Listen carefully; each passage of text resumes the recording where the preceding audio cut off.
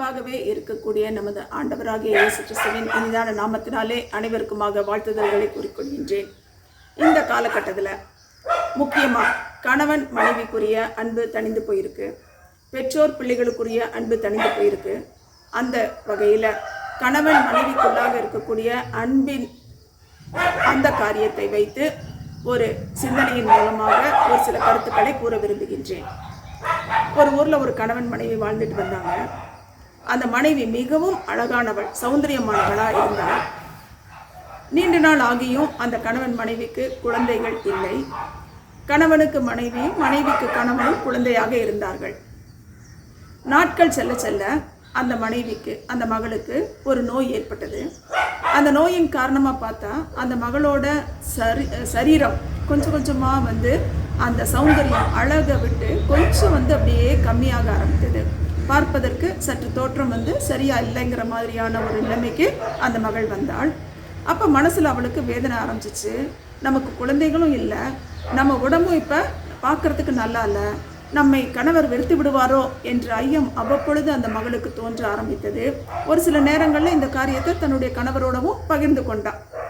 இப்படியாக இருக்கக்கூடிய ஒரு காலகட்டத்தில் அந்த கணவன் வெளியூருக்கு ஒரு வேலையின் நிமித்தமாக செல்ல வேண்டியது இருந்தது. அந்த வேலைக்கு சென்று திரும்பி வரும் பொழுது ஒரு விபத்தில் அந்த கணவன் மாட்டியபடியினால் அந்த கணவனுக்கு கண்கள் போய்விட்டது. வீட்டிற்கு வரும் பொழுது ஒரு குருடராய் தான் அவர் வந்தார். அதை பார்க்கவும் அந்த மனைவிக்கு சற்று வேதனை. உங்களுக்கு கண்ணு தெரியாமல் போயிடுச்சா? பரவாயில்ல, இருந்தாலும் உங்களுக்கு நான் கண்களாக இருக்கின்றேன், உங்களை நான் பார்த்துக்கிறேன், நீங்கள் கவலைப்படாதீங்க அப்படின்னு சொல்லி அந்த கணவனை ஆற்றி தேற்றி அவனுக்கு தேவையான அனைத்து காரியங்களையுமாக அந்த மகள் செய்து வந்தாள். இப்படி இருக்கக்கூடிய காலத்தில் அந்த மகளுக்கு அந்த நோயின் பாதிப்பு சற்று அதிகமானதுனால இன்னுமா அவங்கள பார்க்குறதுங்கிறது கொஞ்சம் அவலட்சணமான ஒரு நிலைமைக்கு தள்ளப்பட்டதுனால பார்க்குறதுக்கே அசிங்கமான ஒரு உருவத்தை அந்த மகள் பெற்றுக்கொண்டாள். அப்போ நினச்சிக்கிட்டா, நல்ல வேளை என் கணவனுக்கு கண்ணு தெரியல, ஒருவேளை தெரிஞ்சிருந்தா என்னை ரொம்ப வெறுத்திருப்பாரோ அப்படின்னு சொல்லி யோசித்து கொண்டாள். ஆனால் அந்த சரீர நோயின் காரணமாக அவளுடைய பலமும் குன்றி வந்தது. ஒரு காலகட்டத்தில் அந்த மகள் மரிக்க வேண்டிய ஒரு சூழ்நிலையுமாக ஏற்பட்டது. அவளுடைய இறுதி சடங்குகளும் முடிந்தது. அப்போ அந்த கணவன்கிட்ட அவருடைய நண்பர் கேட்கிறாரு, அப்பா, இது வரைக்கும் உன்னுடைய மனைவி உன் கூட இருந்தாங்க, உனக்கு கண்ணாக இருந்து எல்லாத்தையும் பார்த்துக்கிட்டாங்க, இப்போ உனக்கு கண்களே இல்லை, எப்படி நீ இனிமேல் இருக்கக்கூடிய காலத்தை சமாளிக்க போகிற அப்படின்னு சொல்லி கேட்கும்போது அந்த கணவர் சொல்கிறாரு, எனக்கு ஒரு பிரச்சனையும் இல்லை, என் கண்ணு நல்லா எனக்கு தெரியும், ஏன்னா பார்வை உள்ளவன் தான் அப்படின்னு சொல்கிறாரு. பார்வை உள்ளவன், அவனுக்கு கண்ணு தெரியுமா? அப்போ ஏன் இத்தனை நாளாக கண்ணு தெரியாத மாதிரி இருந்த அப்படின்னு சொல்லி கேட்கும் பொழுது அவர் சொல்கிறாரு, என்னுடைய மனைவி மிகவும் அழகானவள், அவளுடைய அந்த சரீர நோயின் காரணமாக அவளுடைய அந்த அழகு சற்று குறைந்து வரும் பொழுது அவளுக்குள்ளாக ஒரு வேதனை உருவாயிற்று. எங்கே நான் அவளை வெறுத்து விடுவேனோ அப்படின்னு சொல்லி யோசிக்க ஆரம்பித்தா. அதனால தான் நான் கண்ணு தெரியாத மாதிரி இருந்தேன். ஒருவேளை அவளுக்கு அந்த நோய் முற்றும் பொழுது நான் சுத்தமாக அவளை வெறுத்து விடுவேனோ அப்படிங்கிற ஒரு எண்ணம் அவளுக்குள்ளே வந்துருச்சு. அதனால் அவள் வாழக்கூடிய நாட்கள் எல்லாம் அதை பற்றி கவலை கொள்ளாமல், எனக்கு கண்ணு தெரியலைங்கிறதுனால எனக்கு தெரியாது அப்படின்னு சொல்லி அவள் அந்த ஒரு நிம்மதியோடு வாழ்ந்து அவளுடைய காலத்தை முடிச்சிட்டா. அவளுடைய நிம்மதிக்காக நான் கண்கள் தெரியாதவனை மாதிரி நான் நடிச்சிட்டு இருந்தேன் எவ்வளோ நாளாக.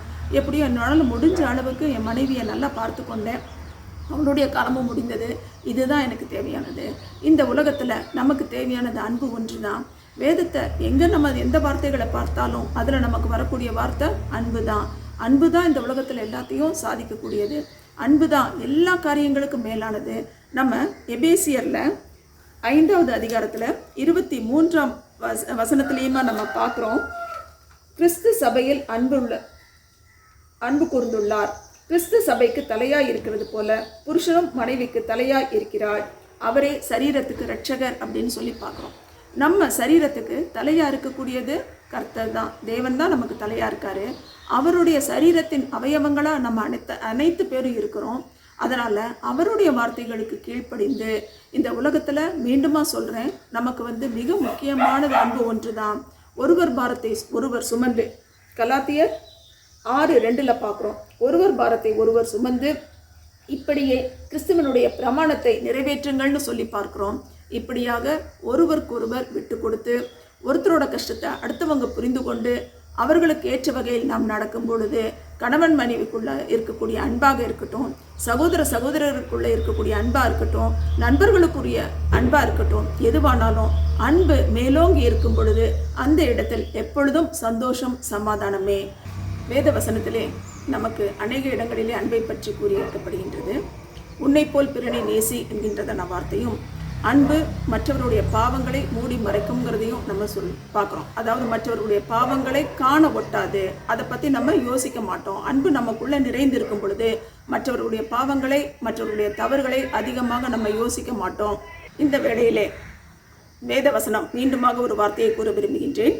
1 கொரிந்தியர் 13ஆம் அதிகாரம் 7வது வசனமும் 8வது வசனம் முதலும், சகலத்தையும் தாங்கும், சகலத்தையும் விசுவாசிக்கும், சகலத்தையும் நம்பும், சகலத்தையும் சகிக்கும், அன்பு ஒரு காலம் ஒழியாது அப்படின்னு சொல்லி பார்க்குறோம். ஸோ அன்பு நம்மக்கிட்ட இருந்தோம் அப்படின்னா எல்லாவற்றையும், சகலத்தையும் தாங்கக்கூடிய ஒரு பலன் நம்மக்கிட்ட உண்டு, சகலத்தையும் விசுவாசிக்கக்கூடிய ஒரு திறனும் உண்டு. அந்த அன்பு நம்மில் மேலோங்க அன்பாகவே இருக்கக்கூடிய நமது ஆண்டவர் நமக்கு பலன் தருவாராங்க. நாம் கிறிஸ்துவின் படி நடந்து அவருடைய வார்த்தைகளின் படி நடக்கும் பொழுது நமக்கு தெய்வீக சந்தோஷம், தெய்வீக சமாதானம் எப்பொழுதும் நிலைத்திருக்கும்.